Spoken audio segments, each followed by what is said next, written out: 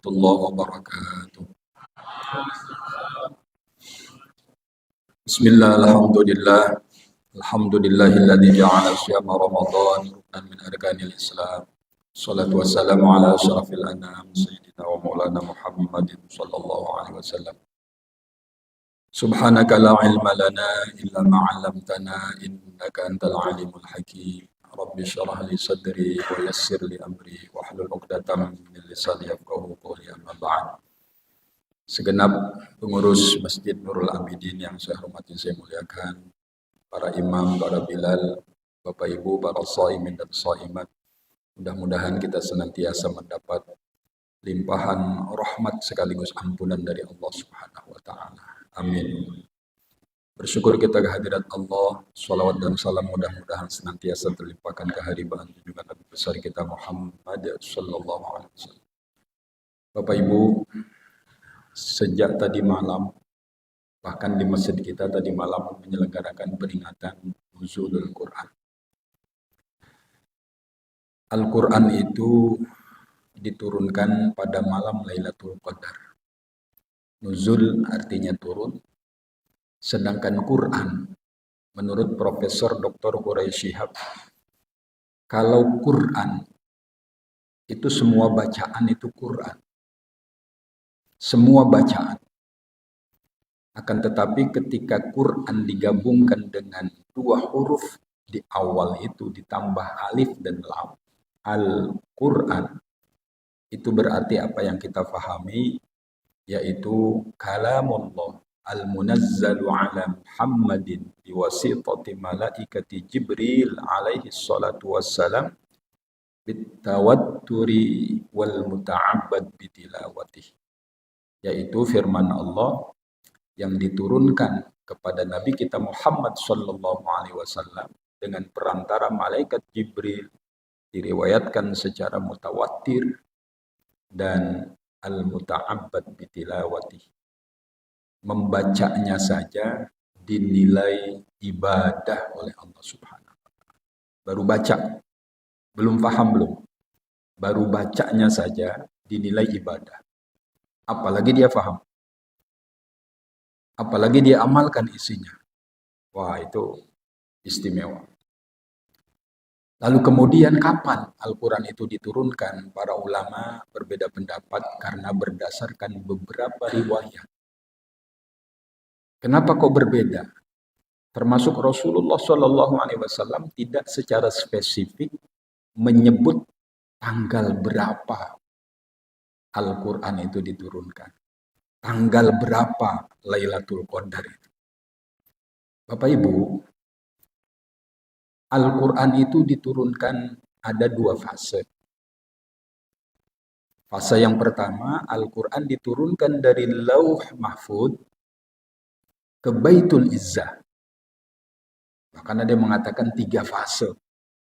Dari Lauh Mahfud ke langit yang paling tinggi. Karena langit itu huwallazi khalaqa sab'a samawatin tibaqa, 7 lapis langit. Nah, diturunkan dari Lauh Mahfud ke langit yang paling tinggi, baru kemudian dari langit yang paling tinggi diturunkan ke langit yang paling dekat dengan bumi yang disebut dengan Baitul Izzah. Jumlatan wahidatan, satu kesatuan utuh yang kita fahami 114 surah, 30 juz, semua. Nah, fase yang kedua atau fase yang ketiga dari Baitul Izzah kepada Nabi Muhammad sallallahu alaihi wasallam bihasbil wiqa'i', sesuai dengan situasi dan kondisi yang kita sebut dengan istilah sababun nuzul atau asbabun nuzul. Berapa lama? Itulah yang kita pelajari, 22 tahun, 2 bulan, 22 hari. Nah, lagi-lagi pertanyaannya sekarang, kapan Lailatul Qadar di mana Al-Quran diturunkan? Yang pertama, yang paling kuat memang malam atau tanggal 17 bulan Ramadan. Bapak Ibu, bukan hanya Al-Quran diturunkan pada bulan Ramadan. Suhuf Nabi Ibrahim juga pada bulan Ramadan. Dan kitab-kitab yang Allah turunkan yang lain juga pada bulan Ramadan. Termasuk Al-Quran. Yang kedua, Rasulullah Shallallahu Alaihi Wasallam pernah bersabda, "Taharrau lailatal qadri fi ashril awakhir min Ramadan." Wahai umatku, song-songlah malam Lailatul Qadar di mana Al-Quran itu diturunkan pada 10 hari terakhir. Perhatikan, Rasulullah tidak menyebut tanggal. 10 hari terakhir bulan suci Ramadan. Makanya masjid-masjid biasanya kalau di akhir Ramadan itu semakin ramai. Seperti di Masjid Nabawi, di Masjidil Haram. Ya, sama dengan masjid kita semakin ramai. Insya Allah. Ada program i'tikaf Ustaz Fajar, Pak Nur. Ada, alhamdulillah. Itu kedua, di 10 hari terakhir. Yang pertama 17 Ramadan. Lalu yang ketiga, ada riwayat menyebut memang bukan 10 hari terakhir, bahkan fi sab'il awakhir, 7 hari terakhir bulan Ramadan. 3 sudah ya. Ada yang menyebut malam-malam ganjil bulan Ramadan di 10 terakhir. Berarti 21, 23, 25, 27, 29. Bahkan ada riwayat yang menyebut Al-Quran diturunkan pada malam yang paling terakhir bulan suci Ramadan. Nah, paling tidak itulah 5. Paling tidak. Ya. Bahkan dalam riwayat itu ada 7 sebetulnya. Nanti kelamaan durasinya. Bapak Ibu, lalu apa hikmah di sebalik banyaknya riwayat yang mengatakan terkait tentang nuzul turunnya Al-Quran pada malam Lailatul Qadar itu? Bapak Ibu, supaya paling tidak bukan hanya kita menyiapkan diri kita sergap ibadah. Apa sergap tuh? Rajin beribadah hanya menunggu malam-malam terakhir itu, tidak. Tetapi dari awal Ramadan kita sudah memaksimalkan diri kita ya, dalam rangka beribadah di bulan suci Ramadan, qiyamul lail di bulan suci Ramadan, termasuk harap-harap kita akan mendapatkan malam Lailatul Qadar. Bapak Ibu sekalian, kalau ada pengurus masjid yang pingin ngepasin malam Lailatul Qadar atau peringatan nuzulul Quran di tanggal 17, sesungguhnya sedang mencocok-cocokkan turunnya Al-Quran dari Baitul Izzah kepada Nabi Muhammad. Kita paham wahyu yang pertama, Iqra bismi rabbikal ladzi khalaq. Silakan. Ada yang memperingati malam nuzulul Quran enggak tanggal 17. Tapi di tanggal-tanggal yang lain, termasuk yang tadi saya sebut di akhir-akhir atau 10 hari terakhir bulan Ramadan. Saya nuzulul Quran 3 malam ini berturut-turut. Tadi malam di Masjid An-Najm, Desa Gulung, Simpang Barelang, arah Batu Aji lebih kurang 500 meter. Nanti malam di Kelana Jaya, Tingkong. Besok lusa di Tiban Baru. Jadi silakan kapan saja mau memperingati, namanya juga peringatan. Ya. Nah, Bapak Ibu sekalian, kalau ada orang yang memperingati nuzul Quran di hari-hari akhir itu, berarti dia ingin mencocok-cocokkan turunnya Al-Quran dari mana tadi? Dari Lauh Mahfud ke Baitul Izzah. Pertanyaan berikutnya, boleh nggak memperingati nuzulul Quran di malam pertama bulan Ramadan? Boleh aja. Kenapa? Cuman kan tidak biasa. Biasanya orang memperingati yang mulai 17 Ramadan. Baik, sekedar menambah wawasan kita. Bapak Ibu sekalian, Lalu apakah ada dasarnya peringatan semacam ini? Nuzul Al-Quran. Kalau saya tidak silap, saya sering membahas persoalan ini.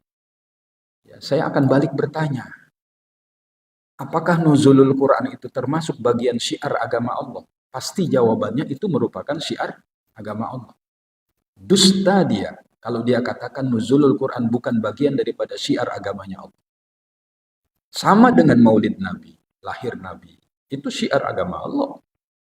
Sama dengan peristiwa Isra Mi'raj yang selalu kita peringati. Itu syiar. Syiar agamanya Allah. Ya.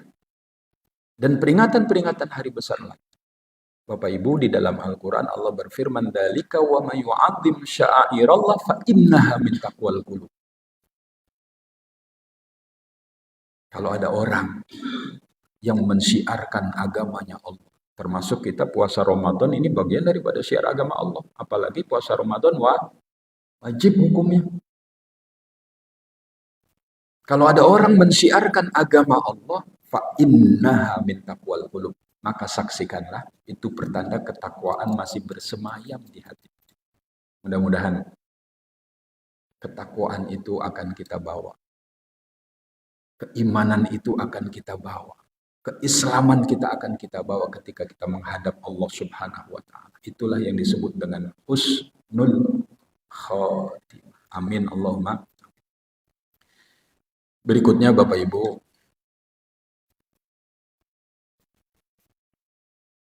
kenapa sih harus kita peringati? Dalam rangka tentu mengokohkan keimanan keislaman kita. Dalam rangka menumbuhkan kecintaan kita kepada Al-Quran. Karena ada beberapa kewajiban kita sebagai seorang muslim yang beriman kepada Allah, beriman kepada Rasul. Terkait dengan Al-Quran. Pertama kita harus wajib mengimani. Yang mana yang harus kita imani? Semua. Dari mulai surah Fatihah yang kita kenal sampai dengan surah An-Nas. Nggak boleh sepotong-potong. Sebagian iman, separuh enggak. Kalau cocok sama kita, kita imanin. Kalau enggak, ya enggak usah. Na'udzubillah min dzalik. Harus secara keseluruhan kita imani. Lalu apa yang kedua? Kewajiban kita sebagai seorang muslim terhadap Al-Quran. Membaca, mempelajari, memahami, baru kemudian mengamalkan. Makanya kata Nabi, khairukum man ta'allama al-Qur'ana wa 'allama. Sebaik-baik umatku di antara kalian adalah orang yang mau belajar dan mengajarkan Al-Quran. Berbahagialah kalau Allah mentakdirkan kita sebagai para pemandu, pengajar Al-Quran. Bahkan dia hafal Al-Quran. Subhanallah. Alhamdulillah. Termasuk berbahagialah Bapak Ibu yang putra-putrinya, karena ketiadaan kecakapan dalam diri kita, keterbatasan kemampuan kita membaca Al-Quran, keterbatasan kita, ketidakmampuan kita dalam hal waktu, bekerja, dan lain-lain sebagainya. Tapi itu bukan alasan. Nah, berbahagialah Bapak Ibu yang kemudian menitipkan putra-putrinya kepada para ustadz, para pengajar Al-Quran, agar putra-putri kita semua cakap, pandai membaca Al-Quran. Alhamdulillah. Kenapa saya katakan berbahagia? Oh ya, Rasulullah sudah sabdakan, man qara al-Qur'an wa ma amila bima fihi albasallahu walidayhi tajan yaumal qiyamah. Barang siapa ada seseorang, apakah dia laki, apakah dia perempuan, pandai membaca Al-Quran, cakap membaca Al-Quran, dengan kaidah-kaidah tajwid tentunya. Lalu dia amalkan. Jadi setelah dia faham, dia amalkan isi kandungan Al-Quran. Maka bagi kedua orang tua yang tadi cakap membaca Al-Quran, akan dipakaikan mahkota nanti di hari kiamat oleh Allah Subhanahu wa ta'ala. Di mana satu butiran mahkota, Bapak Ibu tahu mahkota nggak? Pernah nonton Anugerah Dangdut? Halo, Pak Azari pernah? Ya, apa ece-ecean tuh apa ya? Ece-ece aneh. Kayak-kayaknya lah mahkota yang kita lihat yang kalau di televisi itu kan ada butiran-butiran mutiara tuh. Kata Nabi satu butiran mutiara itu dau'uhu ahsanu min dau'is syamsi fi buyutid dunya. Cahayanya satu butiran saja itu jauh lebih terang daripada cahaya matahari ketika di dunia. Subhanallah. Itulah penghargaan para orang tua yang berhasil mendidik anak-anaknya walaupun dia titip ke masjid, ke surau untuk bisa membaca Al-Quran. Itu kepada kedua orang tua. Bagaimana anak yang mengamalkan isi kandungan? Makanya dalam riwayat orang yang hafal Al-Quran mampu memberikan syafaat kepada ahli keluarganya. Alhamdulillah. Nah, Bapak Ibu sekalian, mengamalkan nilai-nilai Al-Quran adalah kewajiban kita. Makanya kita jadikan Al-Quran menjadi imam. Kalau Al-Quran kita jadikan imam, apa maksudnya? Dia kita jadikan guidance, petunjuk. Karena memang Al-Quran, Syahrul Ramadan alladzi unzila fihi Al-Quran, hudan linnas, wa bayyinatin minal huda wal furqan. Bukan hanya dia sebagai petunjuk guidance dalam kehidupan kita, tetapi dia sebagai pembeda mana boleh, mana tidak, mana haram, mana halal. Karena al-halalu bayyin wal haramu bayyin. Nggak ada yang remeng-remeng, nggak ada. Walaupun di Al-Quran tidak. Pada persoalan-persoalan teknis kan nggak diatur, nggak diatur. Riba haram, tapi riba yang bagaimana itu kan juknisnya nggak ada di dalam Al-Quran. Sholat subuh wajib, tapi berapa rakaat sholat subuh itu kan nggak ada di dalam Al-Quran. Di mana adanya? Hadis-hadis Nabi kita Muhammad SAW. Makanya ketika Mu'ad bin Jabal diutus ke Yaman oleh Rasulullah, ya Mu'ad, engkau aku utus untuk jadi pemimpin di suatu tempat. Bagaimana kalau dalam menghukumi masyarakat kamu tidak temukan dalam Al-Quran? Saya akan ambil dari hadis-hadismu ya Rasulullah. Kalau di hadis nggak ada, ajtahidu birra'i, saya akan berijtihad. Lalu Mu'ad ditepuk dadanya oleh Rasulullah SAW. Ya, very good. Ya, mudah-mudahan keberkahan untuk. Nah, Bapak Ibu sekalian, kalau Al-Quran mengatakan putih, putih kata kita. Kalau Al-Quran mengatakan merah, merah kata kita. Itu berarti kita memposisikan Al-Quran sebagai imam, di mana dia akan memimpin kita menuju surganya Allah Subhanahu wa Ta'ala. Amin Allahumma. Tapi kalau Al-Quran kita jadikan makmum dia, kita yang jadi imam, Al-Quran bilang putih, hitam kata kita. Al-Quran katakan merah, hijau kata kita. Itu berarti kita yang mimpin Quran. Al-Quran kita jadikan makmum. Nanti Al-Quran akan justru mendorong kita ke nerakanya Allah Subhanahu. Na'udzubillah min. Nah, Bapak Ibu sekalian, nilai-nilai yang ada di dalam Al-Quran ini yang harus kita pahami. Caranya bagaimana? Ya hadir di majelis-majelis ilmu seperti ini. Jalisul ulama. Duduk di majelis-majelis para ulama yang memiliki kompetensi terhadap Al-Quran. Bukan berarti baru bisa baca Al-Quran ya tanpa didukung dengan disiplin ilmu yang lain, dia sudah berani berfatwa, itu tidak memiliki kompetensi. Karena menjadi seorang ahli dalam Al-Quran butuh berbagai macam disiplin ilmu. Ini kan sekarang enggak. Hafal 1-2 ayat, naik ke mimbar, halo, sudah berani-berani memberikan fatwa. Nauzubillah min dzalik. Berat Bapak Ibu. Ya, berat. Nanti dulu wa adullu, sesat menyesatkan. Nah, mudah-mudahan kita diberikan anugerah oleh Allah untuk sedikit demi sedikit semakin bagus bacaan kita.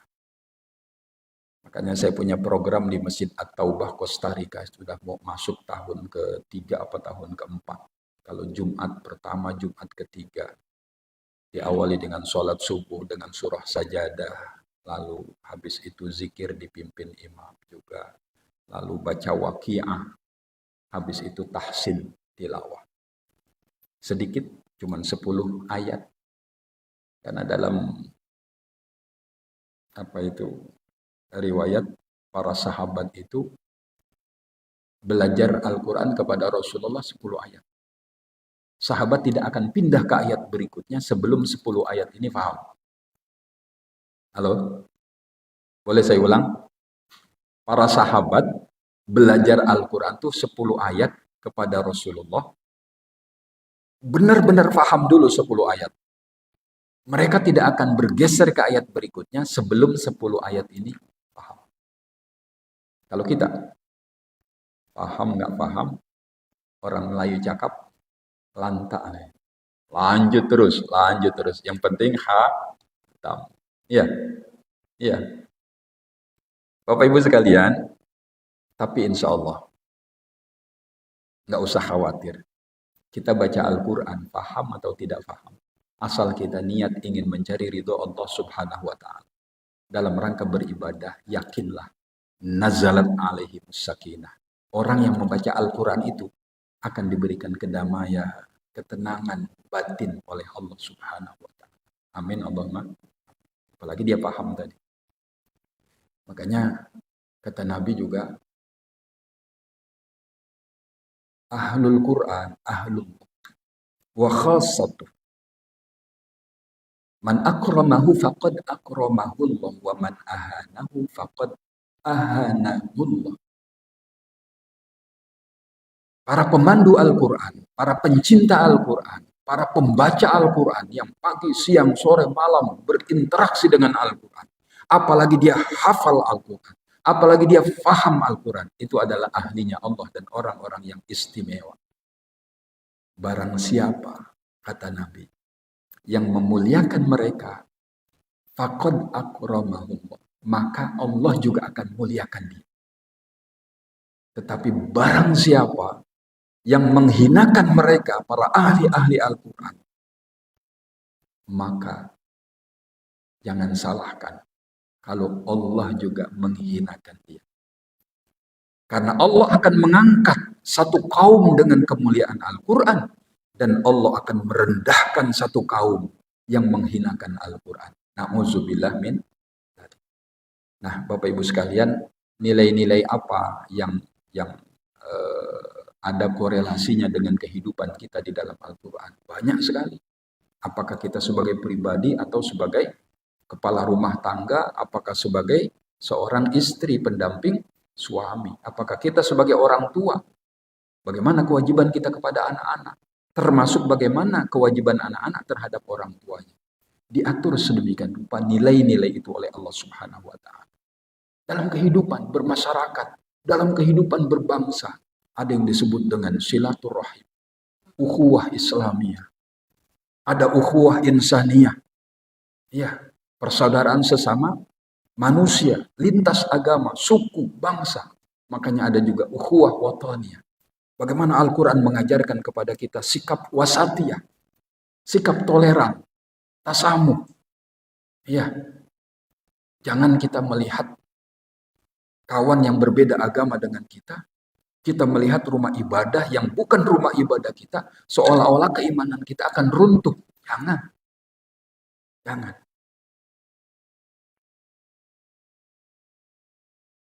Kita tetap harus menghargai, menghormati mereka. Ini yang disebut sikap moderat. Ya. Menghina mereka, oh enggak, nilai Al-Quran melarang itu. Wala tasubbul ladina yad'una min dunillah fayasubbullaha adwan bighairi ilm. Jangan menghina juga Tuhan mereka. Jangan menghina rumah ibadah mereka. Nanti mereka akan melakukan hal yang sama pada kita dengan ketiadaan ilmu mereka. Al-Quran.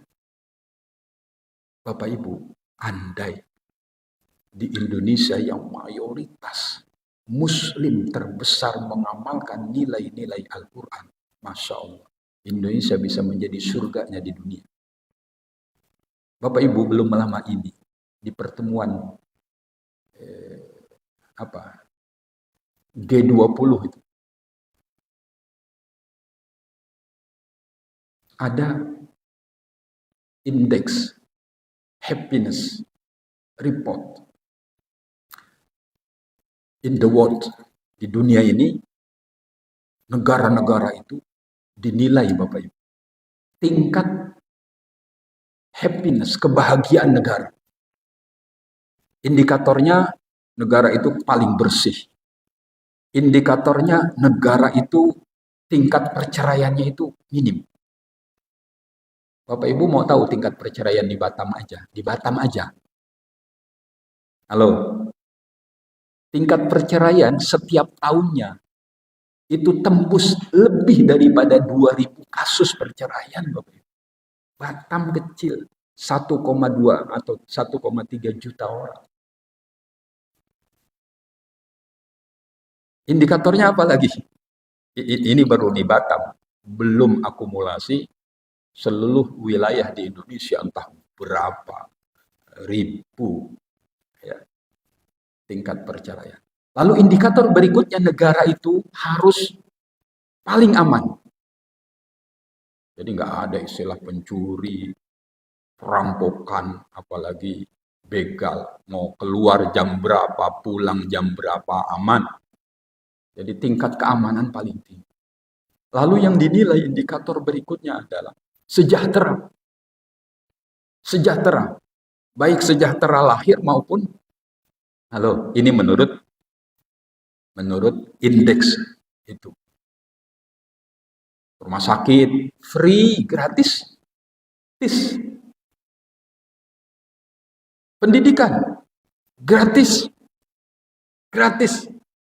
Makanya mereka membayar pajak itu kepada negara, begitu percayanya kepada pemerintahnya. Kenapa? Karena hasil pajak yang mereka bayarkan kepada negara nanti akan dikembalikan kepada warga. Bapak Ibu mau tahu, ada 10 negara yang paling bahagia di dunia. Yang pertama, Finlandia. Tahu Finlandia? Pak Nur, sagulung lurus. Oh, sama-sama nggak tahu ya. Ya, Pak Irwis ya. Finlandia. Kedua, Denmark. Tahu Denmark? Kalau Finlandia sagulung lurus, Denmark itu nongsa Pak Irwis. Ya. Walhasil Bapak Ibu, berikutnya ada negara Swiss dan lain-lain. Walhasil 10 negara itu satu pun nggak ada negara Muslim. Mau tahu Indonesia nomor urut berapa? Yang tahu silakan angkat tangan, boleh pulang duluan. Bapak Ibu, kita peringkat ke-87 dari 124 kurang lebih negara yang diteliti tingkat, disurvei tingkat kebahagiaan. Ya termasuk pendapatan per kapita. Dinilai, semua dinilai. Mestinya tadi itu, negara kita yang mengamalkan nilai-nilai Al-Quran harus lebih bahagia mestinya. Makanya kata Dr. Muhammad Abduh, orang Mesir itu, ketika saya keliling ke luar negeri, ke negara-negara yang lain selain negaranya, aku melihat Islam itu dalam pengamalan. Tapi di negaraku sendiri, Islam sebagai teori. Ini sebetulnya koreksi buat kita. Koreksi buat kita. Siapa yang katakan? Muhammad Abduh. Aku melihat Islam di negara orang. Justru pengamalan nilai-nilai Islam. Tapi ketika aku kembali ke negaraku, aku melihat Islam dalam teori. Nah ayo, mudah-mudahan kita, khususnya di daerah kita lah, di kampung kita, Islam akan menjadi teladan. Bukan hanya pada diri kita dalam pengamalan kehidupan sehari-hari, tapi dalam keluarga kita, dalam masyarakat kita, bahkan dalam berbangsa dan bernegara. Terakhir, bagaimana menumbuhkan kecintaan kita kepada Al-Quran. Yuk kita baca Al-Quran dengan tartil, agar Quran kita berkualitas. Yang kedua, menumbuhkan kecintaan kepada Al-Quran. Baca, cari literasi, dengarkan keilmuan-keilmuan yang berbicara tentang keagungan Al-Quran. Yang ketiga, baca sirah, sejarah Nabi, tentu Nabi kita Muhammad SAW khususnya, dan sirah, sejarah para sahabat. Bagaimana mereka memposisikan Al-Quran, memperlakukan Al-Quran, supaya semakin tumbuh di hati kita kecintaan terhadap Al-Quran.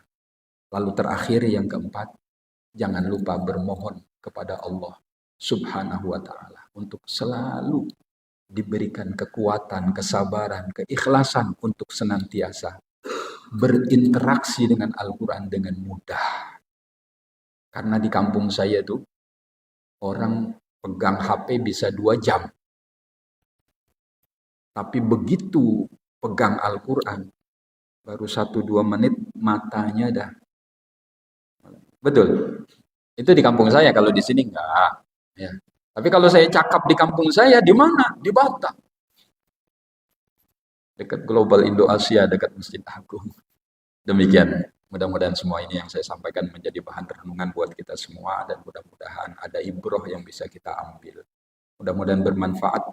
Barakallahu lana walakum.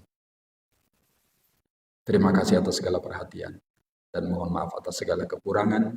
Wallahul muwaffiq ila aqwamit thoriq. Wassalamualaikum warahmatullahi wabarakatuh.